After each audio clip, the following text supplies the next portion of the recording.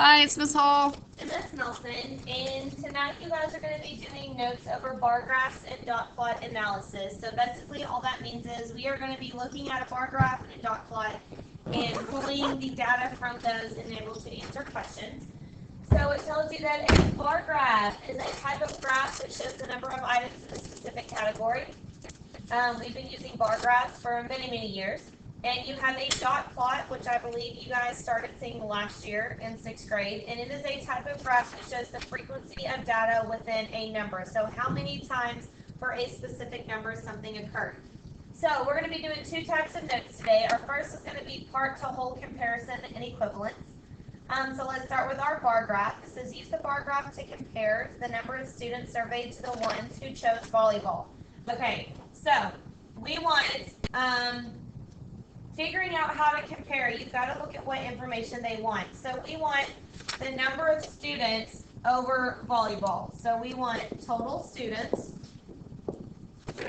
over volleyball, okay? So when we start figuring that out, to find the total, we've got to come over here and we've got to pull the numbers from our bar graph and add them all together. So I see that tennis was 7, volleyball was 8, baseball was 4, and football was 9. And again, I'm looking to see if it falls between that 8 and that 10 and it's halfway mark. So I'm going to add these 4 together. I get 15, I get 15. So I'm going to get a total of 28. So my total is 28. Over my volleyball, I go back and it's right here, and that was 8. So 28 over 8, I'm going to divide them both by 4, and I'm going to get 7 over 2. 7 over 2 does not have anything in common, so you may see it as 7 over 2. You may also see it as 7 to 2, or lastly, they may use the actual TO to do them. So most of the time you will see it in a fraction. Just be prepared to see it one of the two other ways to make sure that however you see it, you can recognize it as all being the same thing. And whatever goes on top is the one that goes in front. So, okay, the box plot shows the numbers of televisions that families own. Which fraction of the total families own 2 televisions? So make sure you pay attention to that wording. Sometimes it will say 2 or more, or at least 2, and those are different fractions, so make sure you pay attention to that wording. So again, they say what fraction, so we want the smaller number goes on top, so 2 televisions over total families.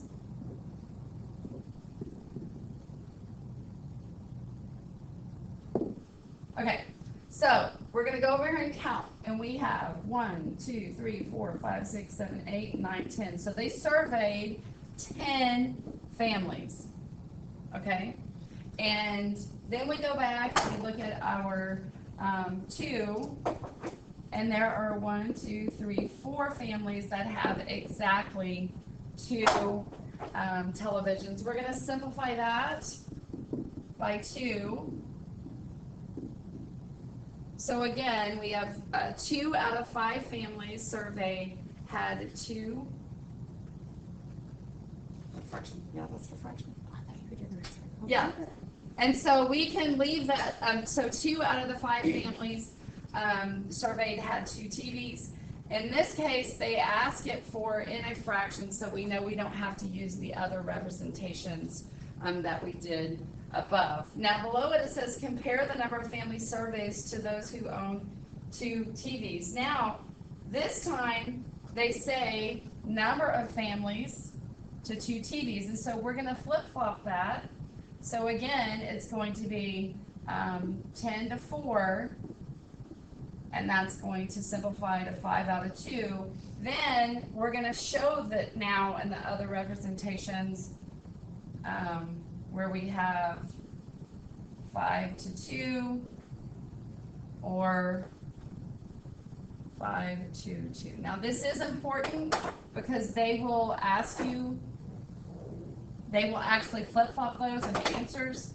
So you need to make sure you read it carefully and get the correct one first. Okay, so then next is part-to-part comparison. So now we're going to be comparing a piece compared to the other piece, not necessarily to a whole any longer. So example 1, the bar graph shows grades that students received on a test. Write a ratio that compares students who received a B on their test to students who received a C on their test. So I'm comparing my B's to my C's. It says, express this ratio as a fraction, a decimal, and a percent, and then interpret the meaning. So I'm going to start with the fraction because my fraction can lead me into all my others. So I come over here and look at my chart. My B's are 6s, and my C is between 8 and 10, which is a 9. So I'm going to divide that by 3, and I get 2/3 as a fraction. Now, what you should know, 2/3 is a benchmark fraction. You should know that that is 0.6 repeating. However, if you do not, then all you would do is divide. So 2 would go inside, 3 would go outside.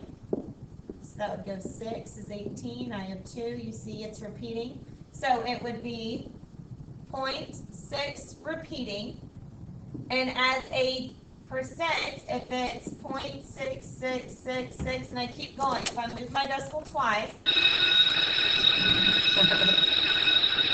it's going to be 66.6 repeating. So as a percent, typically we would round out and we would say that that is, okay, so that would be our 67%. So there is the first part of our answer. And now it says, then interpret the meaning. Well, what you should know now that interpret means write. So I'm going to write a sentence that expresses it. And I'm comparing my 2 to 3. So I'm going to say, for every 2 students with a B, 3 students received a C, okay? And you just need to have something along those lines. Your wording can be a little bit different than that. As long as you have the gist of, for every 2 that gets a B, 3 gets a C, then that's going to be fine. The second part of the question says, how many more students received an A or a B than a C? So, that word or, if you think back to probability, that means add. So my A or B together is going to be a 10 plus a 6, so 16. And we said that my C was a 9. So it wants to know how many more. Well, super simple. You're going to subtract 16 minus 9, and that gives us 7 students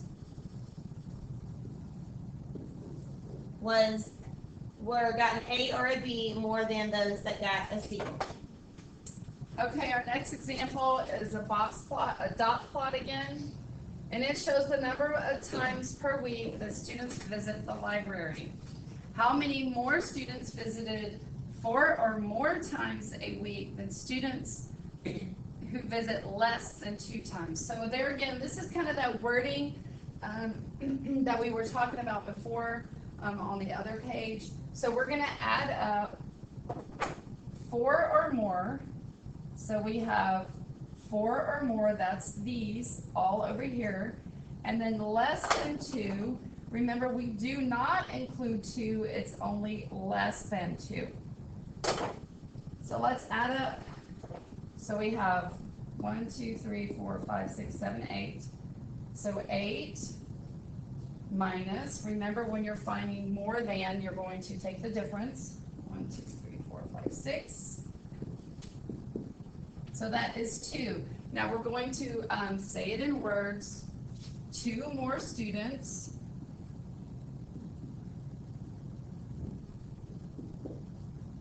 visit the library.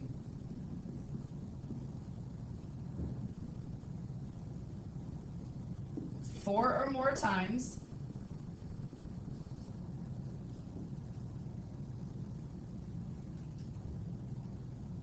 Than students that visit less than 2.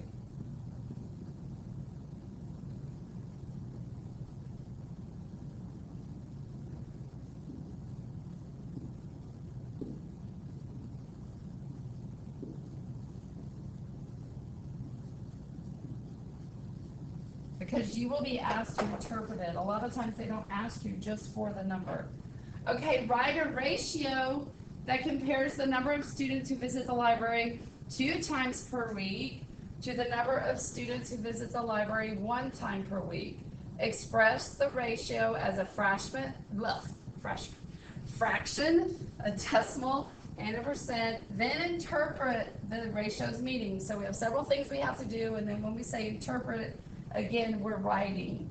So we're looking at 2 times a week. I'm going to erase what we had already marked up here, because this is our second question we have for this data. So 2 times a week versus those that visit 1 time a week. So it asks us, so remember, first they ask for 2 times over 1 time. It is important that you write those in order. The 2, they ask for it first, so it comes first, or it's on the top. So we have 2 times, there was 2. 1 time, they go 4 times. I'm going to simplify that to 1/2. And it says there's our fraction. Now we're going to write it as a decimal. That's one we all know is 0.5. And as a percent, 50%. So all of these, they asked us to show it 3 different ways. And then we're going to say 50%, you can pick any one of those you want. 50% more students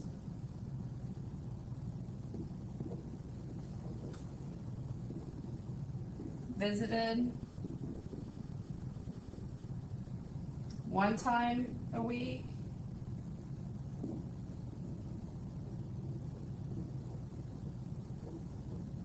than those who visited twice.